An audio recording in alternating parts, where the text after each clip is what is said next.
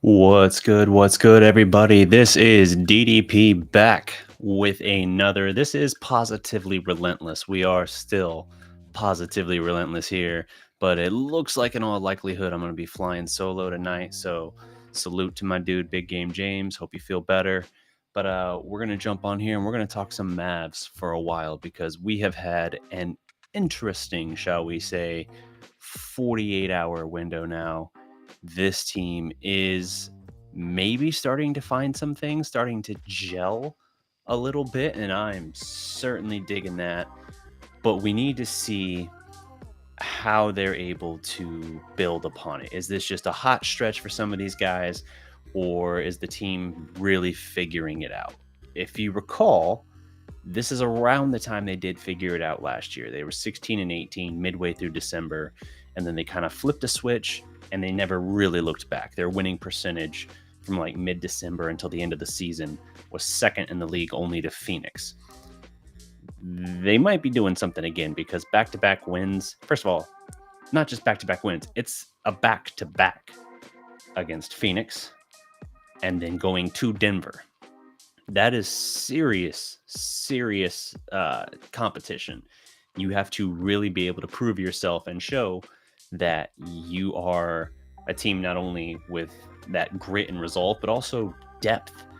And I do feel like we're starting to see this kind of young core build around Luka. And that's great. Obviously, Luka 24, of course, obviously not even in his actual like peak prime yet. That's like 27 to 30 is like your peak. But by all means, they are starting to get cooking, and it's intriguing. In the last couple of days, the Mavericks have elevated themselves from 10th in the West to 7th now. And because the West is such a logjam, we're talking just 3 games back of Phoenix for that top seed. Speaking of Phoenix, let's talk a little bit about that first game here. So the Mavericks, rematch of their season opener. If you remember that game, it's an eternity ago, it already feels like, but that's a team that Dallas built a 23-point lead against on the road, had the Suns fans booing them on opening night, and then everything kind of fell apart in the second half. Phoenix made a big run and ended up taking the lead in the final 10 seconds to get over that hump. And it was a really frustrating one because you were like, all right, they wanted it more. They had more determination to kind of get over that hump, but you definitely knew that was one you let it get away. And given how that would be a trend throughout the first 20 games and change, you really knew like there's no excuse for that. Unfortunately, we're going to see a lot more of that moving forward.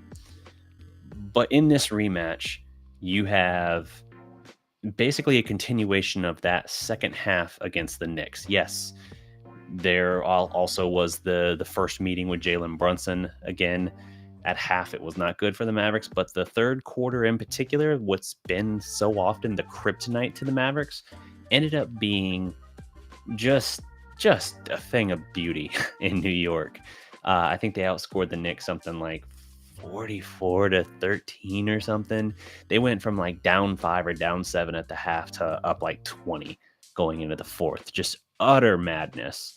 And then it didn't really matter. So now you're in a chance. You're playing Phoenix, and that hot shooting basically continued. Dallas blitzed the Suns just like the opener, blitzed them.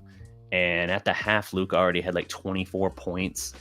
Devin Booker had like 6. Something like that. I mean, didn't do much of anything, and it was already a pretty lopsided score, and it didn't get any better for the Suns. Dallas just completely drove them into the ground. Didn't even have to play their starters in the fourth quarter. Dallas ended up winning that game 130-111. Any talk Suns fans try to have about Devin Booker being in the same class, let alone better than Luka, it's just homerism. That's all it is. Because if Luka ever had a game like this, where on a primetime game, premier matchup against a heated rival at this point, if he had 11 points on 4 of 13 shooting, he would be mercilessly dragged. There are people saying that he wasn't responsible for the next win, which we'll get into in a minute, because he only had like a 24-point triple double. A 24-point triple double, that's your low bar. That's the game where people look at it and they go, man, he just didn't really have it tonight. Whew. No other superstar gets graded on that kind of curve. And shout out to some. There are a handful of them out there. Candace Parker being one in particular. Shout out to her, talking about the Mavericks in particular. She basically said, Luka gets a lot of criticism for people saying he needs to get his teammates more involved. He needs to do this. That's the lazy narrative.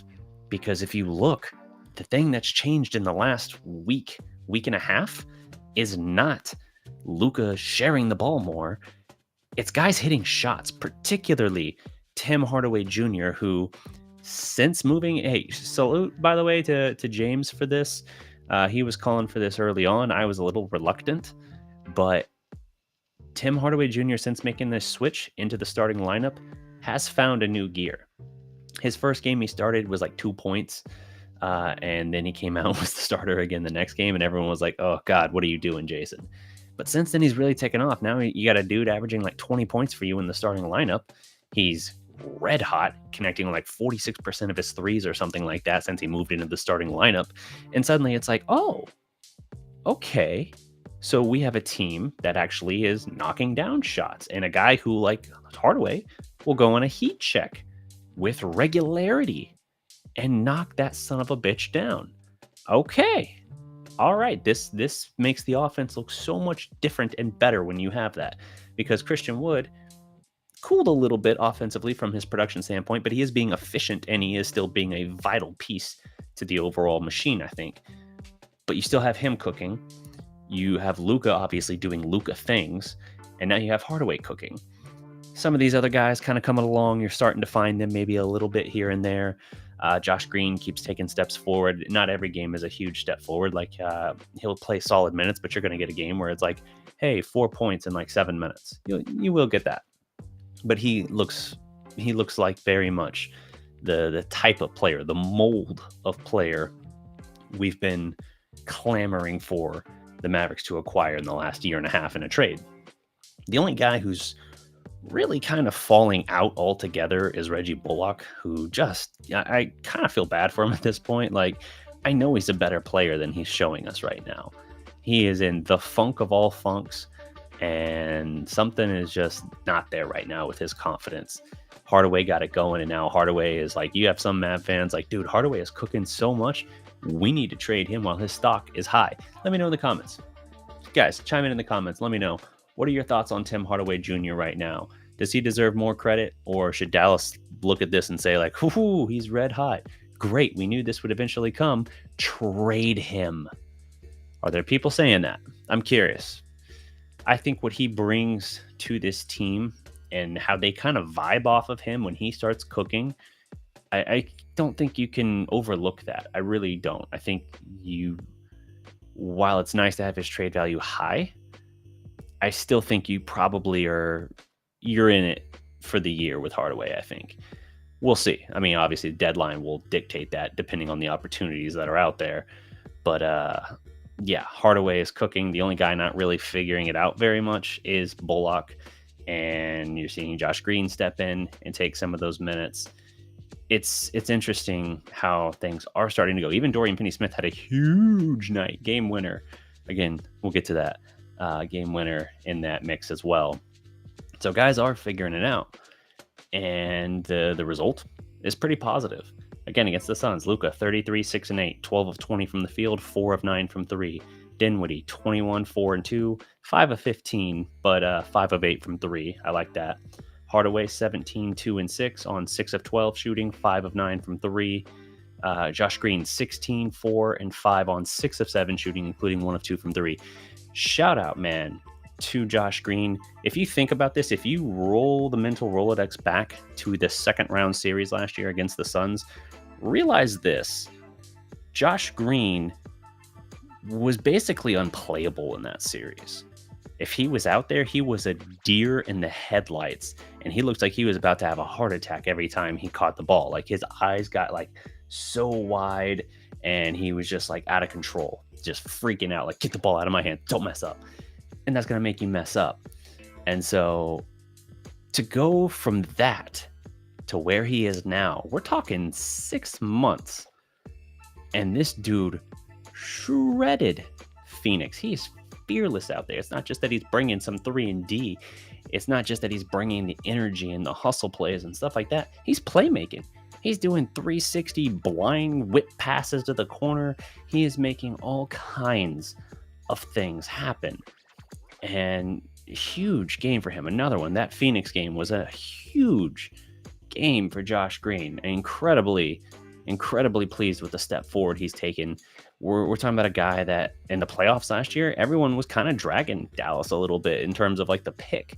And again, that's the old front office and everything, but everyone was kind of dragging for that pick on Josh Green because it's like, again, everyone wants to look at Desmond Bane or everyone wants to look at Sadiq Bey, and I get those. I do.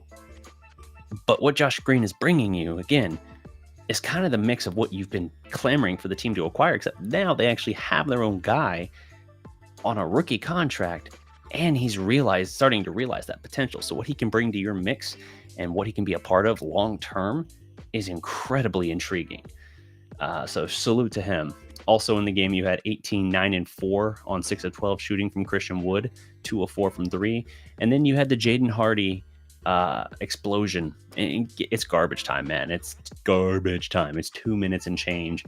Hardy comes in and says, bro, I am instant offense. Here are 10 points. Bucket. I think bucket. I gave 5 buckets. He had 4. He had 4 buckets, but a couple and ones in there to get him to 10 points. 4 or 5 from the field. It could not be more garbage time. Again, the final was 130 to 111, and we're talking the last 2 minutes. It's not like the Suns were throwing the kitchen sink at him defensively, trying to stop him. But you know what? I kind of love it. Not just because it gets Mavs Twitter excited, not just because that keeps the Heat and the fans clamoring for him to get a bigger opportunity and more minutes, but also because it highlights something. If he had come in and just knocked down a couple threes, if he had been a little bit differential in terms of looks, not really forcing the issue, just kind of like, run the possession, get the shot clock down, and okay, here we go. If I have the ball, then fine, I'll do it. If he had done that and ended with like 6 points, but like a couple threes, I would have been like, yeah, okay, cool, nice, good job, Brooke. But the way he went about it, the aggression, the handles, the ability to slash into the paint, to finish through contact, the floater game, he put on in like the most efficient small window of time ever, a basically highlight reel of everything this offense really could use. I mean, like another guy that can do this sort of stuff other than Luka. He just showed it to you. Even with Hardaway cooking, Hardaway is not a guy that works really inside the lane. Like he can do a pull-up jumper and stuff like that, but like he's not that guy. He's not a slasher like that. And Dorian, he's a good catch and shoot 3-point shooter. But you just don't have enough guys that can do that. That's honestly like the biggest thing you've been missing from Jalen Brunson, is another guy who's crafty, who can get to the cup, and who just has a knack for hitting these big shots amidst the trees. That's what Hardy is demonstrating. He's basically saying, yeah, that thing you were missing last year, or that you had last year and that you're missing now and has really hurt you and that you yourself have acknowledged really needing, I'm going to show you exactly how capable I am of doing just that. And I'm going to do it in record time. Incredible from him. The most hyped I've ever been about garbage time. Not just him coming in, but then him immediately putting on a show. And Jason Kidd afterwards, a little bit of a frustrating answer, but like, man, at this point, Jason Kidd's just going to keep jabbing at Mavs Twitter. He is basically saying like, everyone wants to see more Hardy. They want Hardy to get more minutes, but he's young. He has to wait his turn. Ask Josh Green.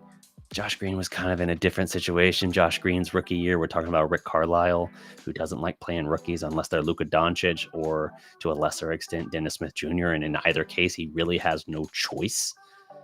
That's totally different than what this is here with Jaden, but nevertheless, kid continues to insist you got to earn it, and it's not just a matter of how these guys are playing. Because what frustrates me is the example kid gives when he's like, "Oh, who's he going to take minutes from? Luka plays 40 minutes a night. You going to have him taking Luka's minutes?" Like, you know, we have other lineups we can run. We can run two guard lineups very well. Brunson and Luka ran together. It's not like Brunson had to sit on the bench because Luka was in there. You can run Hardy off ball. You can run him as a 2. You don't need to do whatever it is you're trying to, like, the false dynamic you're insisting on. Hey Ram, what's good? You lost a lot of weight. I lost a lot of weight over the last 2 years. Yes, indeed I did. Appreciate it. But you don't have to run that kind of false dynamic where it's like, oh, well, who's he going to take the minutes from? You know who we want him to take the minutes from. Just like we want Josh Green to take the minutes from Reggie Bullock at this point, because I think Bullock had, again, another like 25-minute performance with like no points. And then Hardy comes in, again, garbage time, but comes in 2 minutes and gives you 10. Give Hardy some minutes from Bullock. Give him some minutes with that second unit. Like, there's no reason you can't find a handful of minutes every now and then for Hardy. And this idea that like he has to just sit and wait a predetermined amount of time before you give him opportunity to then really prove himself is frustrating. It's just like the frustration of every time kid basically makes the point of, oh, hopefully he can get some minutes tonight. Like, you're the head coach. You can make that happen, right? Obviously, you're just messing with us. And kid, even with the intentional jab, even further with that, really making sure he's sticking the point home, basically tells Mavs Twitter, like, yeah, you don't have, it's not as simple as that. You don't have a Mavs Twitter coach. Your coach is not Mavs Twitter. And it's like, because he's talking about the same thing these guys always talk about. Like, everyone wants to react game to game. You're going to have highs, you're going to have lows, but we've been figuring things out. And everyone wants to get up in arms when stuff isn't going right immediately. And it just takes time. It's a slightly different batch of guys, and they're having to kind of work through some of this stuff and find a little bit of a rhythm here. And now they're starting to. Everyone wants to react to one game, but we're looking in a bigger picture. Even a 20-game sample size is basically a quarter of the season.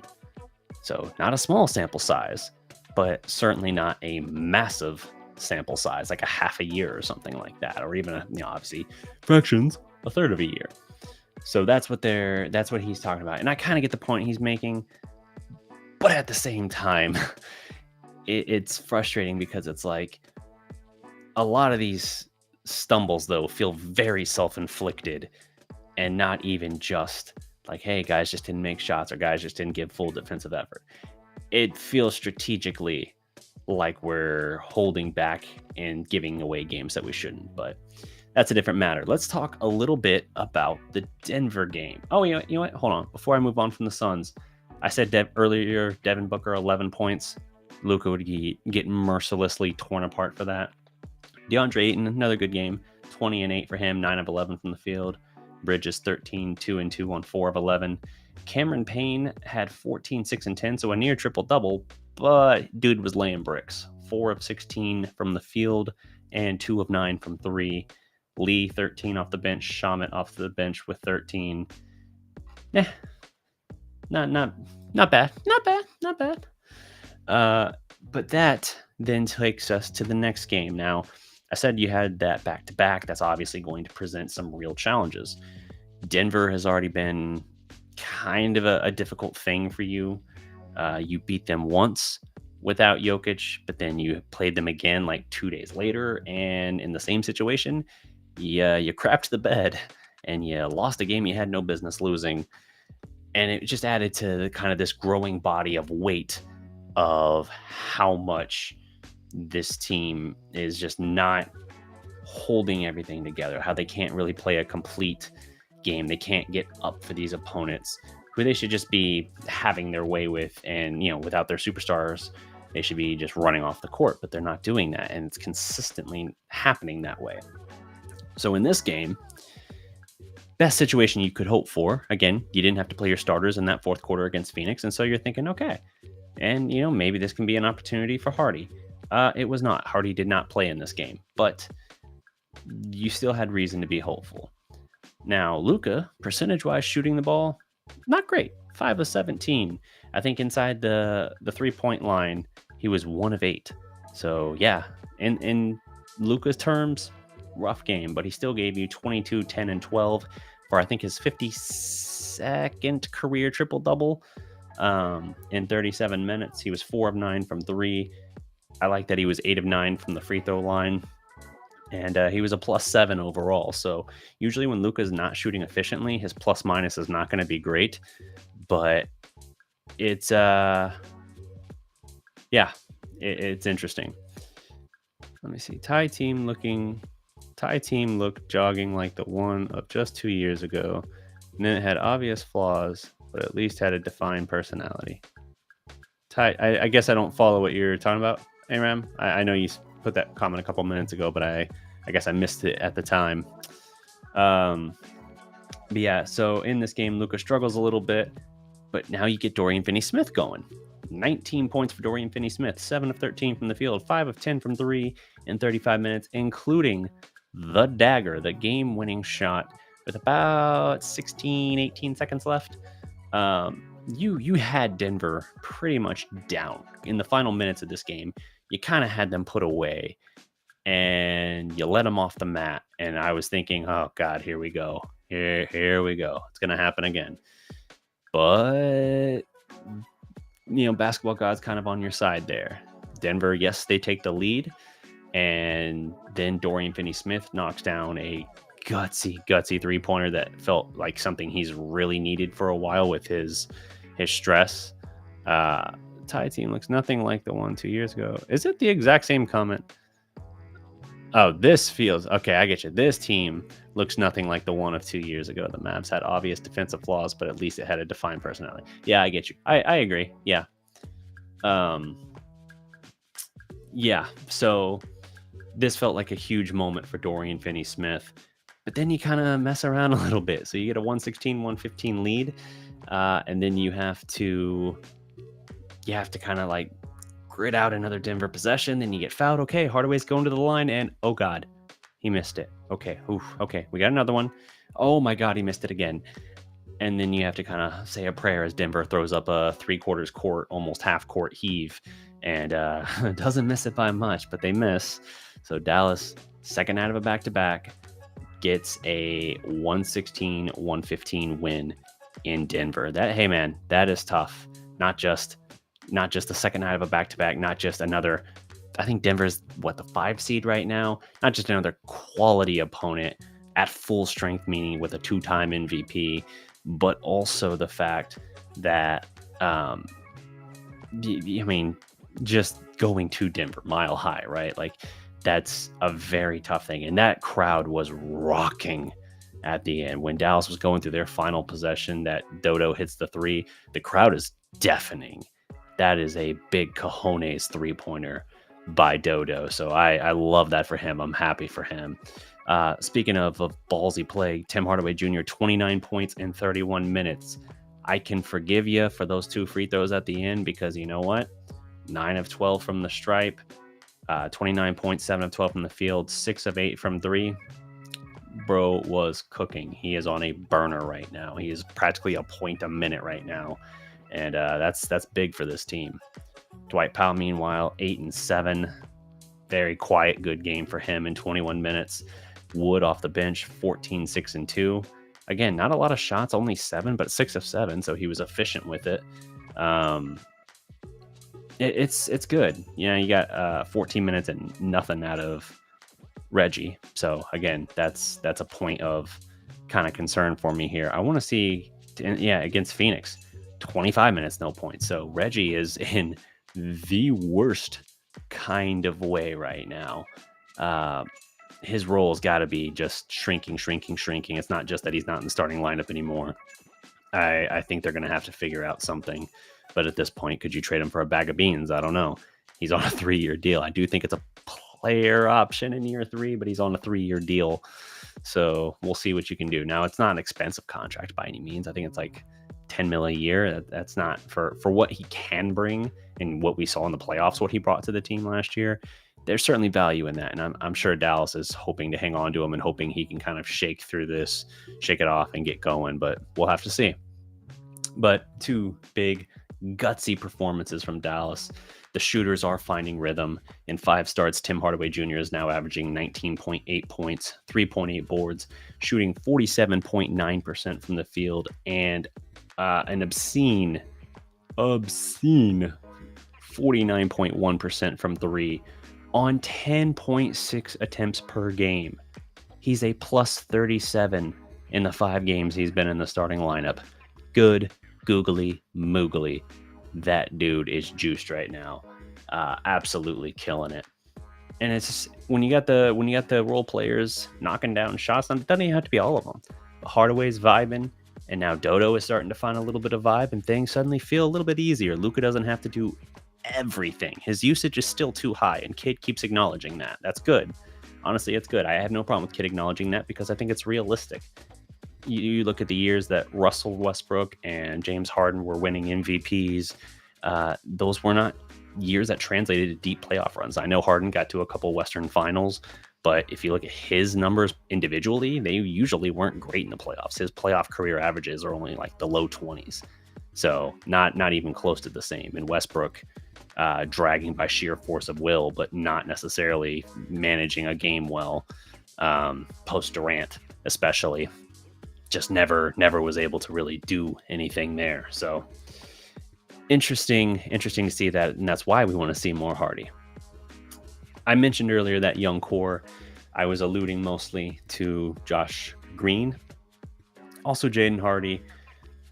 The instant offense he brings is intriguing. I mean, I don't remember how many minutes he had against the Knicks. I guess I can look that up pretty quick. Against the Knicks, Jaden Hardy had... All right, fine. Make me go the long way, NBA.com.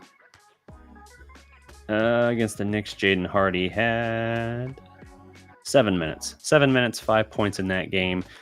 2 minutes. So in 9 minutes of his career, he's already got 15 points. The dude is fearless in terms of getting up shots and quality shots at that, like creating something immediately out of nothing. You can only have him down in the G League so long, dropping 30 a game on like 50% from 3, like he has been. And Tyler Dorsey's also fascinating right now. He had 47 for the G League game for the Legends the other night. So redonkulous. Be real interesting to see what kind of young core could be taking shape. Who is a player you want them to trade for? A player I want the Mavericks to trade for. I think they're probably going to ride with Hardaway, even though I've been pretty vocal for years that I'd rather have Buddy Hield than Hardaway. I think you got more consistency there, and I think that Buddy Hield, for his career, is a better 3-point shooter than Hardaway too. Hardaway is feast or famine. He's on a burner right now, and we know from experience that burner can last weeks or it can last mere days. It could be a 3-game stretch, 5-game stretch, 8-game stretch, 20-game stretch. But when it goes out, when that pilot light goes out, we're going to be pretty frigid for a little bit. And that's always what worries me about Hardaway. Now, if he can sync it up like he did in the playoffs 2 years ago against the Clippers, he was wretched in Game 7, like Porzingis. Basically every Maverick not named Luka that game. But if you can sync it up with the playoff run, Hardaway is like the best X factor you can have. And I know we throw out that term a lot on this channel, X factor, but legit, Hardaway can be your ultimate X factor if it syncs up with the playoff run. If it doesn't, if he's in a cold streak, a rut, then he will single-handedly bring your team crumbling to its knees because he will shoot the ball fearlessly. He doesn't care if he's 1 of 9. If he feels like he's got the look, he'll go. And it's like, I know shooters shoot and you got to shoot your way out of a funk, but bro, you're killing us. Any would always like to say that he's using his inflection. He'll say he's ignorant. He's ignorant of his struggles, and he will always take the next shot, no matter how unconscionable it could be. So pretty crazy X factor for or against you there. I'd rather have Buddy healed. I think there's other moves that they'll probably end up having to make. You're going to have to figure out something. If you can't sort through what's happening with Bullock and get him back on track, you're going to have to do something there, because what you've been looking for is someone to supplement Dodo and Bullock so that they don't have to play 45 minutes a night in the playoffs while chasing and running circles around the court after the best players on the other team. You don't want that. You wanted to find someone to relieve that. So if now Bullock is going to go by the wayside, now you got to find someone that can really bring you that 3-and-D. And yes, we talked about Josh Green, but one, Josh Green doesn't have the same pedigree and experience in that department as Bullock. And two, that's still just one guy when you were still trying to find two before. Like, you were trying to find someone new to add. So if one drops off, now you got to find someone else to add anyway. So we'll see what they're able to do. But I think 3-and-D remains a strong point of need for them. Powell's been playing well. I think, honestly, they're going to try and figure out something with JaVale McGee, whether it's an insurance policy or whatever. I think circumstance will give him another opportunity at some point, but I think they're going to have to try and figure out something, because the front court, although Christian Wood has been very good for them, they have not, and I say they, really talking about Kid, has not opened his arms, so to speak, to kind of greet Wood and give him that leeway and that same respect and opportunity that he's afforded to others. And I think they're going to have to figure out something to continue shoring up their inside defense. They're getting killed on the board still with regularity. That's a point of emphasis. I know James talks a lot about wanting them to have a playmaking small forward. I totally get that. That would be fantastic to have. But I think Luka is such a hybrid player anyway. Like, I know Luka's not the flashy athlete. His belly's just a little too big. His hiney's just a little too big. But brother, he's bad, and he knows he's bad.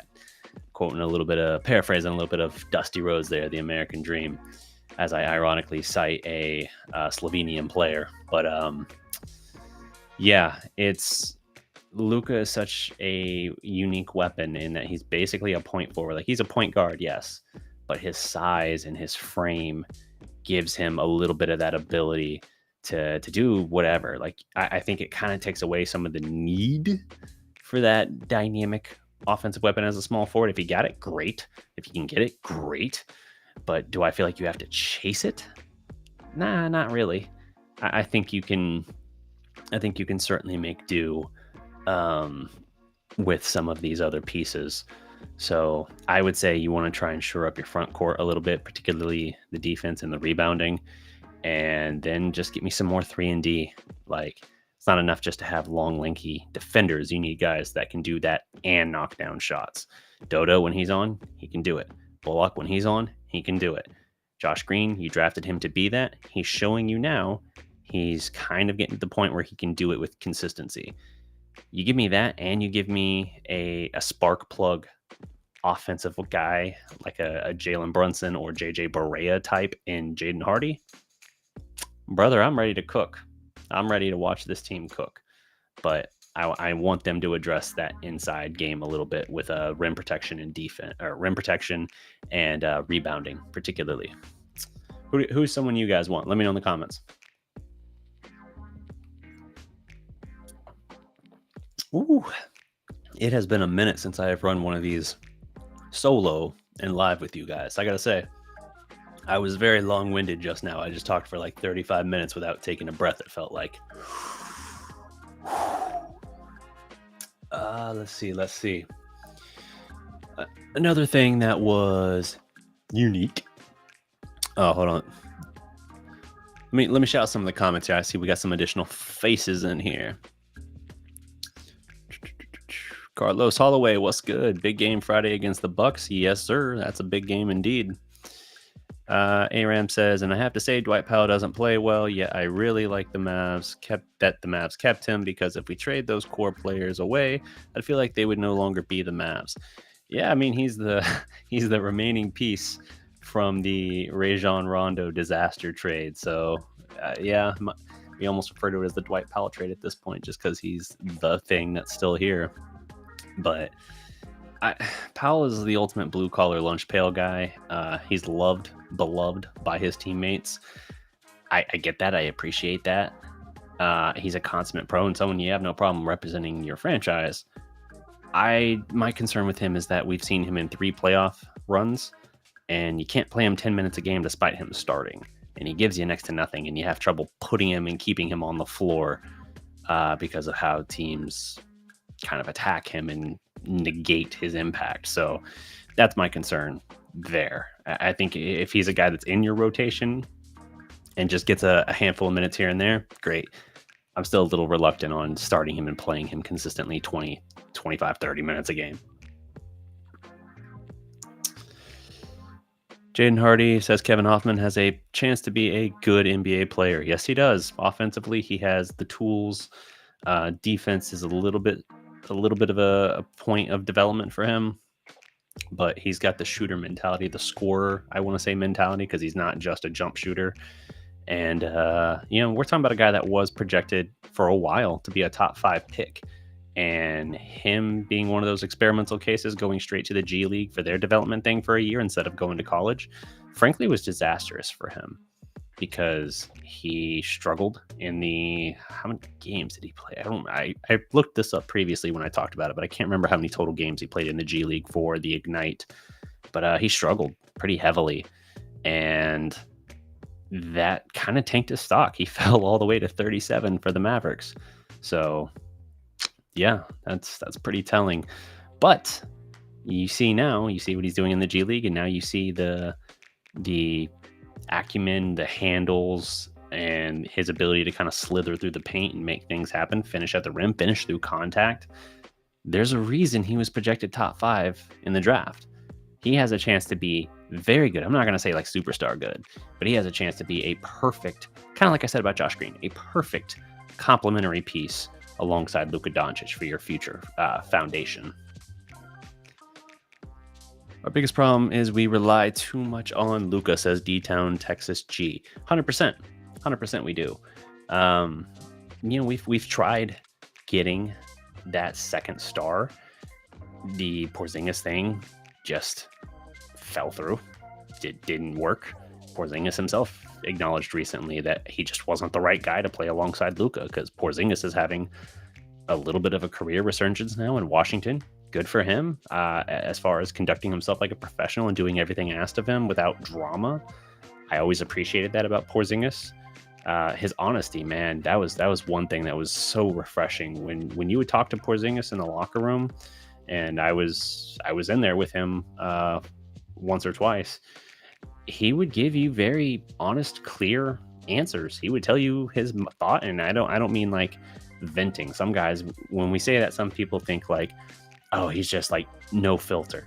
No, Porzingis was very thoughtful in what he said, but he also was honest and clear about it. He didn't like do public relations speak or mask what he was saying or leave it open to implication or subtext. Like he was just very honest and clear, and that was something I always really appreciated about him. But he acknowledged like I wasn't the right guy to pair with Luka.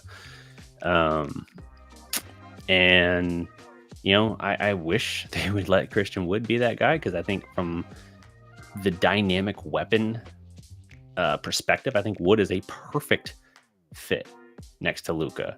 not a defensive guy. And so I guess that's maybe the one thing you would keep from saying perfect, because ideally Luka's perfect fit would be a guy that could do something like that and defend. But that's, you want to talk about the rare of the rare. Um, you're not going to really find that. So I would say Wood has that ability to be that second star, but for whatever reason, they're kind of withholding him from that. And I think they're really setting themselves up for a bad summer. I really think if things go with this kind of trajectory all year, I don't think Wood returns, because I think his production and his efficiency is going to get him a big contract that he wants. And he's not going to stay with Dallas and with the role that he's given. For him, this is like a stepping stone. This is like something he'll tolerate and deal with for now, while being on a good team and kind of rebuilding that image. Because there are people who said for years that, like, he's just empty numbers on a bad team, garbage points and garbage minutes. Nah, man, he's cooking against starters. He's cooking against anybody, and he's doing it with freakish efficiency, especially when he's on the floor with Luka. So Christian Wood, yeah, I think he is absolutely someone you should be considering for your long-term plans. But for some reason, they're not really giving him that chance. So without Luka having that true pairing superstar, it's hard to take that weight off of him. And again, further irony, Jalen Brunson really intimated after that Knicks game, he was asked point blank, did the Mavericks do everything in their power to re-sign you? Brunson was quiet. He thought about it, almost had like a little half smirk, and then he just said, next question, please. The reports of what we've heard this year about the Brunson situation, whether it was Tim McMahon talking on a podcast or whatever,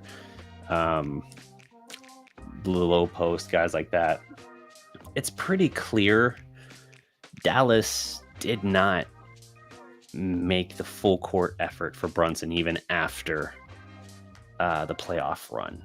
That as much as they liked him, we talked about this at length. They wouldn't give him a $56 million contract extension. He was willing to sign all the way up to the trade deadline. He was willing to do that, and they wouldn't offer it. They wanted to keep their options open to see about if he needed to be included in a trade package. And then the summer came. The Knicks came calling with obviously everything of collusion they did. And $100 million, $120 million, whatever it was, contract offer. And Jalen's people make it sound like Dallas didn't even have to meet him on that level, but they had to be like ballpark. They had to be close. And Dallas basically decided, like, that's too rich for our blood. And I feel like if you had Jalen on this team, first of all, I don't think you're sitting at 7th in the West right now, and I don't think that you've got yourself one game over 500 right now. I think this team wins 6 or 7 more games at least than it has right now. We talk about Jalen a lot for like the culture kind of guy. Like him and Dorian Finney-Smith really are like the cultural leaders of that locker room. Jalen's, the vibes are immaculate.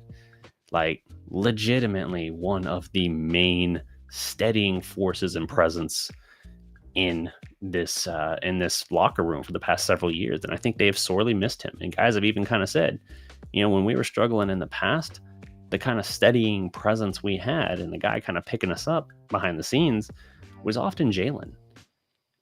No matter how bad stuff got, Jalen was always there to kind of, help you feel relaxed, help kind of build you up a little bit. And then you go out there and eventually you'd figure it out. And he'd be like your big cheerleader right there. Like, like, yes, I know you could do it, that sort of thing. So you lose a guy like that, it's going to hurt, not just in terms of your wins and losses on the court and his own production, which has been absent largely, but also the little things like that, the unseen things.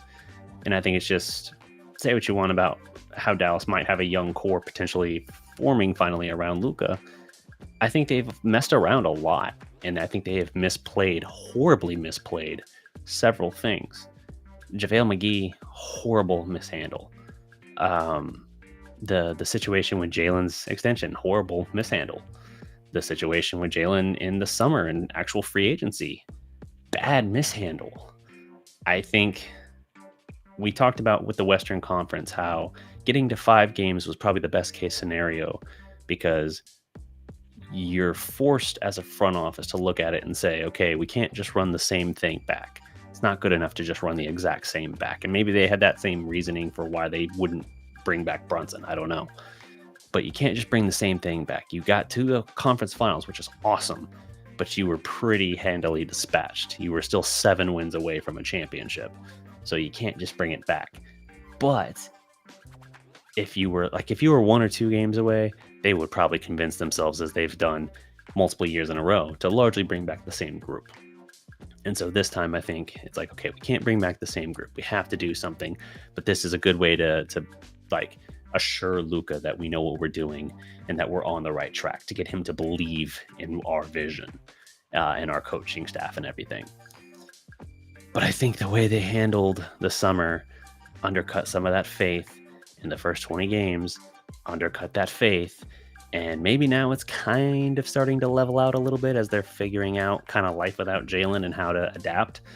But that might be one. I'm not going to say it's a Steve Nash. I've heard some people say like the Jalen thing is going to be the Steve Nash level, like the modern Steve Nash debacle for Dallas. Dude, Nash went on and immediately won 2 MVPs and bounced your ass in the second round of the playoffs that first year. This is not Steve Nash. You made Phoenix go from a borderline lottery team to a perennial contender with a 2-time reigning MVP with your point guard, and they themselves bounced your ass from the playoffs that first year. That is the debacle of all debacles. This is not going to be that, but it's going to be the diet Steve Nash, if you will. It's going to be a situation, I think, where you look back and you're like, man, not keeping him with Luka is probably going to be something that we talk about like as a great what if in Mavericks history. Like, what if they had held on to Jalen? Again, I don't think Jalen was the direct number 2. I think just like I don't feel like we had a true number 2 last year. We had a 2 in terms of the production, but we didn't really have the proper Robin to pair with Luka. I think if you had Christian Wood and Brunson, and you had a prospect like Hardy, and you had Josh Green coming along, and you had Tim Hardaway Jr. going on a burner like this, that would be very nice. Like, I get it. Brunson's usage is up, and he's getting to run the show. He's not having to kind of play off the ball and off of Luka and defer and stuff like that. Good for him. He's getting to experience that. But his ability, I think his ability to give you a steady 15 to 20 and have the potential to have a big game where he goes off for 25, 30, whatever. I think that was so valuable, and we had only just started to really scratch that surface before we basically gave up on that particular dream, it felt like.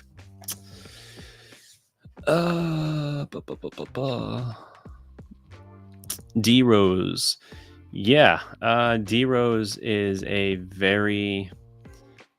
interesting one. That's, back up here with the Knicks at this point. It's an interesting prospect. He's had a little bit of a career renaissance. As a role player, sure, I wouldn't hate it. He would bring a little bit of what you need, especially if you're not going to give those minutes, unfortunately, to Jaden Hardy right now. D-Rose might be a steady creator off the bench for you that could bring something. So, yeah, I would support that, and I think that would be a fairly cost-effective option at that.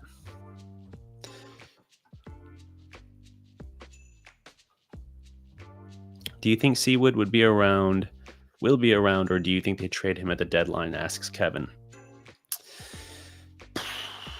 Man, if they trade him at the deadline, even without seeing the deal, if they trade him at the deadline, that will confirm to me that something behind the scenes was just not right. Like, from the jump, it seemed like Jason Kidd just was not a huge fan of Christian Wood because he came here.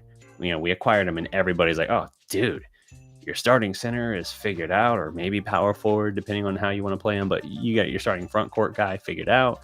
This completely changes the dynamic. This is a lob threat option Luka's never had. That kind of like it's the realization of what you thought you would get with Porzingis plus additional athleticism.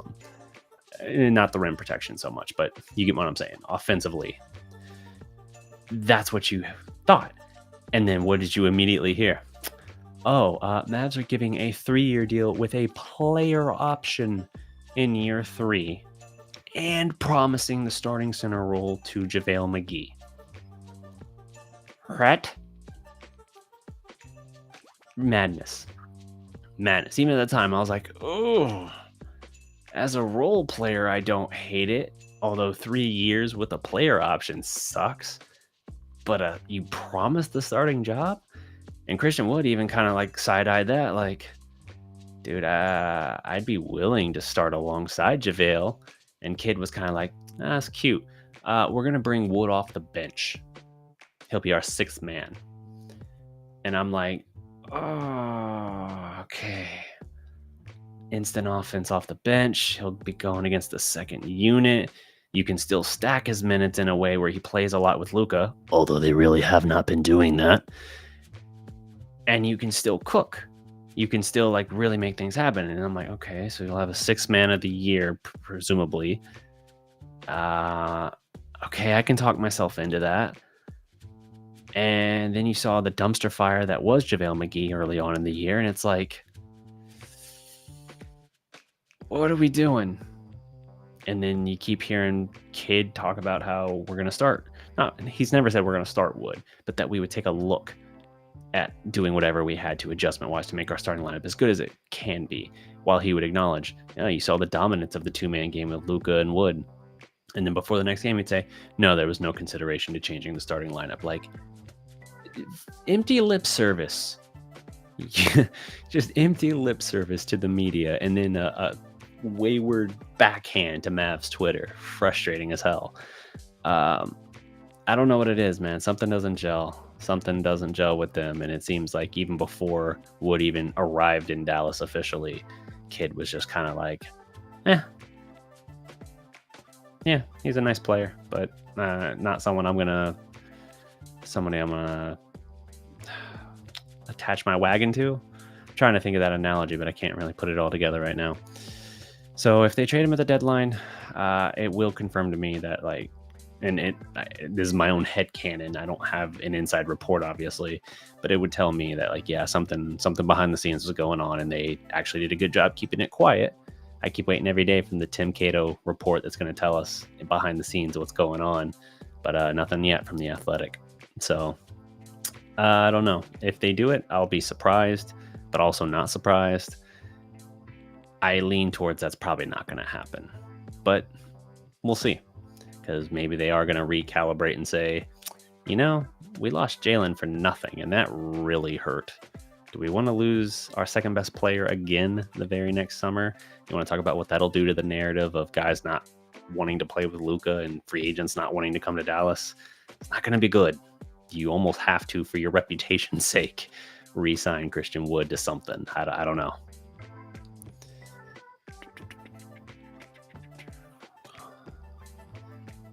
And we, D-Town Magazine talking about the Nash thing. We went on to win a championship. Basically post Nash, he's saying Nash didn't, so I don't regret letting Nash go now. True. But again, you had to go through 5 years of hell, and then you had to be that team of destiny where for a 3-month stretch, that was a great team all year. It really was. But a lot of things did have to break right. I said this at the time. If you had to go through San Antonio and the Lakers just to get through the West, I don't think you could do it. I really don't. The Spurs were the number 1 seed that year, and they became the second number 1 seed ever to lose in the first round to an 8 seed in a best of 7. The Grizzlies beat them. Then the Thunder and Grizzlies, both 2 phenomenal teams that year, went to practically a bloody war in their 7-game second round series, where even though the Thunder were incredibly young, like 22, 23 years old each for Harden, Westbrook, and Durant, Not only were they inexperienced on that level, on that stage, but they had just beaten their brains out against the Grizzlies, which were an incredibly blue collar, hard nosed defensive team. And the veteran savvy plus all that showed. It was a 5-game series, but it played like a 6-game series, truly. Like, not just the fact that the Mavericks had the 15-point comeback in the last 5 minutes of game 4, I think it was. Not just that, but also just how close those games were. Like, it was a 5-game series that, aside from maybe one game, everything was really close, pretty much down to the wire. So, yeah, it worked out. So you don't regret the Nash thing, but I still kind of think if you had kept Nash, one, I think you would have won in 06 against Miami had you had Nash. I don't know that 2011 happens because there's just too many moving pieces by that point, but that's a different matter. I've actually done a whole what if video on that. If you want to check that out on the channel. But yeah, Jalen and Boban both being gone messed up our team chemistry. Boban, from a chemistry standpoint, yeah, I can see to that. Let's see. I've been going about an hour. Is there anything else I want to touch on here? Fun note. I know at this point you guys that are in here are here for Mavericks talk. I thought it was interesting at the Phoenix game, as the Cowboys have been putting on this like full court blitz trying to recruit Odell Beckham.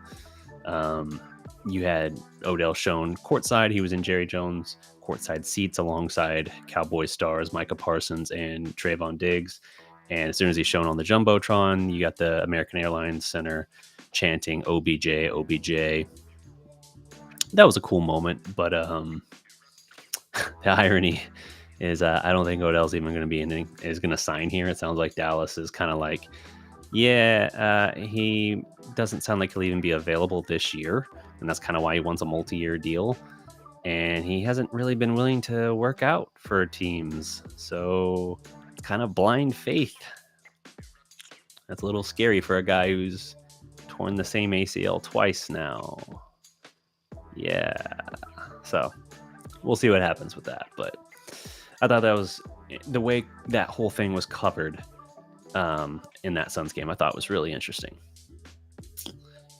Lonzo Ball, man, Lonzo. I don't know what to make of that because he still has he played yet this year? Because I know he had an off-season procedure on his knee, and he's still having major issues where it sounded like there was a lot of setback there.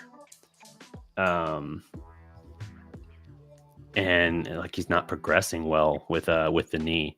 So that's a huge red flag to me. Obviously, health permitting, would I be interested? Sure, why not? But his role here wouldn't be the same, and his health and availability would be a question mark for me. I know you and Big Game James were down on this Cowboy team before the season. How about now? I mean, they're 9-3 at this point. They've not won 10 games in back-to-back seasons since the mid 90s. I think it was like 96, 97 or 97, 95, 96 or 96, 97. One of those two, whatever that 2-year stretch was the last time they had 10 plus wins in back-to-back seasons. So they're right on the cusp, and they've done well. If you take out that just infuriating, head-scratching loss to Green Bay, they are fantastic, and I do think they are playing like one of the best teams in the league right now. I still have question marks about this receiving core a little bit. More so, Michael Gallup gives me a little bit of pause. I know he had a couple touchdowns in this last game, and I think that masks a lot, but I don't see the same explosiveness from him that previously we had seen. And I think that's why the Odell thing was so fascinating to people, because the dynamic he could bring. Honestly, I think they need to use Turpin more. The dynamic he could bring is kind of what's missing from our offense. And it's funny to say that as we have an offense averaging, like with Dak this year, like 37 points a game. You're going to have the number one offense in the league back-to-back years, and Dak missed 5 games this year. That's obscene. But the question is going to be, how does it translate? come postseason? I don't know. Because historically, not terribly well. You got that playoff win over Seattle, and that was a big-time performance. That was an iconic moment for Dak. But then you went and got trounced by the Rams. That sucked. So we'll have to see. So to answer your question, I'm more optimistic now than I was to start the year. But I am still reserving that little bit that says, this is all well and good, but I've seen this. I've seen Dallas go 13-3 multiple times. I've seen them multiple times in the last 15 years get the number 1 seed and then lose their first playoff game. I've seen these things, and they're not going to be the number 1 seed this year. I'm just saying as an example. I've seen these things happen. So I'm kind of a prove me wrong mindset. Like, you go out there, you win multiple playoff games, and you get at least to the conference finals, conference championship game. Then I'll start to really buy in. But until then, I'm going to reserve a little bit of skepticism and say, this is great. Show me it's real. This is great. Show me it's real. Yeah. That Rams team did run for like 300 yards. That was garbage. Yes, this defense is vastly different. But it's, you also don't have the guy that was your number 1 receiver for that team, Amari Cooper, anymore. And again, I don't see the same explosiveness from Gallup. And I'm as big a CeeDee Lamb fan as you will find. I was flipping the table and saying how good I thought he could be even when he was at Oklahoma, and I'm an OU guy. So I was screaming that this would be the one. He's still a little inconsistent, whether it's drops, whether it's his how teams are able to kind of scheme him out at times. I do think during this recent run, Kellen Moore, and he deserves a lot of credit, has been much more creative in how he's implementing them. Chris Collinsworth last game even kind of showed the pre-snap motion of how they were able to kind of clear out CeeDee Lamb to the other side, which changed the matchup that Gallup got and took the best cornerback off of him and set up Gallup for basically a pitch and catch touchdown. It gave him a much more favorable matchup. And that's just the subtlety of having a weapon like that. When you know how to use it and the little intricacies, it's like you don't have to impact the game simply by being throwing the ball, catching a bunch of passes, and having a bunch of yards after catch or touchdowns. That's all awesome. That's great. And CD has done plenty of that recently. But when you can impact it in little ways like that, and it's not just like, hey, they got to bracket you, and that means someone else is going to get more favorable coverage. No. When you find little ways that you manipulate the matchups and the look of the line of scrimmage, you're dictating everything. You are controlling the game, even if the ball never has to come your way. And that's what CD was doing and able to do in the second half of that game. And again, credit to Kellen Moore for that adjustment, because we've wanted to see more of that, and I think they're figuring out how to use it. And the CeeDee Lamb jet sweep is so sweet. So sweet. Seawood, Bullock, and maybe McGee for Draymond Green. I don't think that would work out. Do I think the Warriors would do it? The only reason I would even give it any thought is because I think the Draymond Green thing, first of all, I think he's been very clearly on a decline for a while. Second of all, because they just invested everything they did in Poole. And obviously we know what happened with Green and Poole. Would not surprise me if that marriage isn't much longer for this world, if that makes sense. So maybe if they could get a haul like that, they would do it. But I don't see that trade happening, even though Green would either be the best thing to happen to this team, or he would be the absolute worst thing to happen to this team. Last question I'm going to take here, because my voice is getting a little scratchy, a little raspy here, and I've been going for over an hour. Best team in the NFC, asks D-Town, Texas G. Philadelphia looks the part for sure, but I say that with a caveat. Yes, they beat us head-to-head, but they beat us with Cooper Rush. And we know that with Cooper Rush, Dallas was basically riding the back of just the defense. And in that game in Philadelphia, Cooper Rush threw 3 first half interceptions. Dallas fell behind like 19-0. And yet they clawed all the way back to, what was the final? Was it like, I keep asking these questions and then I realize with just a little bit of effort, I could probably look it up. I say that, but this has already taken more time than I cared to. Yeah, so they were down like 19-0 and they ended up losing 26-17. So, yeah, that's pretty big. Now you could say, hey, Philadelphia kind of took their foot off the gas. They could have kept going if they needed to, but they kind of got complacent. And then when they had to step it up and put it away, they did. Sure. And that's why I say you don't know which team is truly better. But I can tell you, I think Philadelphia is legit. I think they are the real deal. And I think Hurts and his step forward this year are sizable. Do I think he's better than Dak? No. I don't think he's better than Dak, but I think he is. Hurts, I've said before, I love Hurts in terms of the intangibles he brings, which is a similar term that was used with Dak a lot. The intangibles he brings and the leadership he brings, and how they've built a roster around him. They've honestly built around him the way I wanted the Cowboys to build around Dak for several years. And so I just think he's being put in a more favorable situation to actually make it so it's less burden on him and allow his unique style of play to more so complement things than asking him to be something different. With Dallas, it's like if they were going to pay Dak, they had to be convinced that he was a more prototypical quarterback. And so he started running less and he started throwing the ball more. And James, again, credit to him, his 30 for 30 campaign in terms of pass run balance has been the winning formula. It really has.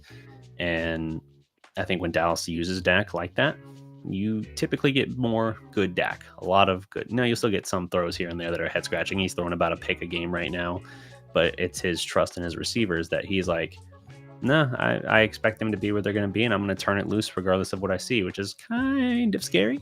He's kind of morphed into a little bit of a gunslinger, but when you got a defense like he got, and you've got some guys capable of explosive plays, like a Tony Pollard who's having a monster year, and CeeDee Lamb who's come on really strong now, it does change the formula a little bit. So we'll see. Honestly, I think it's a toss-up. I think right now, if you have to say today who's the better team, you might just say Eagles just because they have proven it. Obviously, they're like 11-1, 12-1. You can't deny that. You can't dispute that. But there's a major caveat to that head-to-head win against Dallas. So until we get to at least the rematch, we can't say. But that shall wrap up my time. Thank you, everybody, for tuning in. Again, send good vibes to my dude, Big Game James. Nothing serious, just wicked migraine and everything. I know how those go, so it can be pretty debilitating. We'll be back next Wednesday for another edition here, and I don't know. We'll figure out something as far as maybe dropping some additional content here soon. I don't want to promise anything on that. I have every intention, but I also know how crazy the holidays can get. So we'll see. Maybe get an extra gift. Maybe not. Maybe a tease, or maybe not. I don't know. We'll see. I've already rambled on enough. Thank you guys for tuning in. If you haven't already, drop a like, leave a comment below, subscribe to the Dallas Prospect. And until next time, guys, remember, because this is basically a solo my show, I'm going to hit my tagline that I haven't hit in forever. Every legend was once a prospect. Peace. This is my time.